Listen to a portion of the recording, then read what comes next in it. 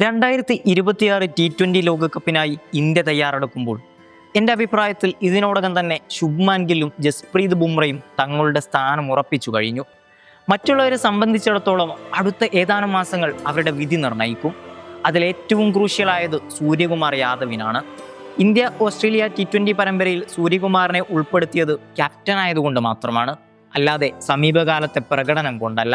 2025 Asia കപ്പിൽ സൂര്യയുടെ പ്രകടനം തീർത്തും നിരാശാജനകമായിരുന്നു.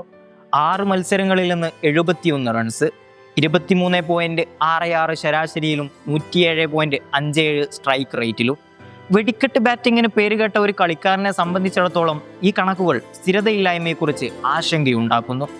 ഓസ്ട്രേലിയൻ T20 പര്യടനവും IPL 2025 ഉൾപ്പെടെയുള്ള തിരക്കിട്ട മത്സരക്രമങ്ങൾ മുന്നിലുണ്ടായിരിക്കെ ഇന്ത്യൻ T20 ബാറ്റിംഗ് നിരയിൽ തനിക്ക് ഇപ്പോഴും സ്ഥിരമായ ഒരിടം അർഹിക്കുന്നുണ്ടെന്ന് സൂര്യകുമാർ തെളിയിക്കേണ്ടതുണ്ട്.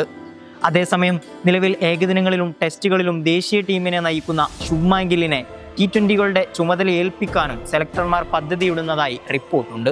ഗില്ലിനെ T20 ക്യാപ്റ്റനായി നിയമിക്കുകയാണെങ്കിൽ അത് സ്ക്വാഡിലെ സൂര്യകുമാറിന്റെ സ്ഥാനം പരിമിതപ്പെടുത്താൻ സാധ്യതയുണ്ട്, പ്രത്യേകിച്ചും മധ്യനിര സ്ഥാനങ്ങൾക്കായുള്ള മത്സരം വർദ്ധിക്കുന്ന സാഹചര്യത്തിൽ.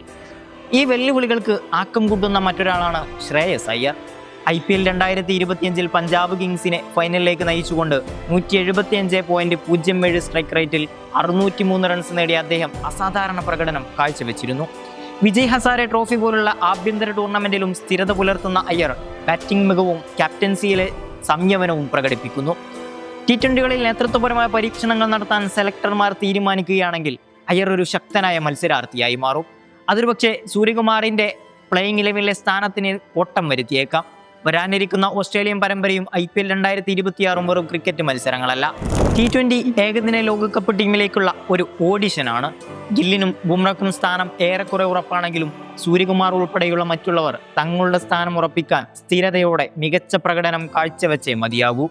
ഓരോ ഇന്നിങ്സും ഓരോ പ്രകടനവും ഏകദിന T20 ലോകകപ്പിനായുള്ള ടീം ഇന്ത്യയുടെ അന്തിമ ലൈനപ്പിന് രൂപം നൽകാൻ സാധ്യതയുള്ളതിനാൽ സൂര്യയും സഞ്ജുവും കരുതിയിരിക്കേണ്ടതുണ്ട്.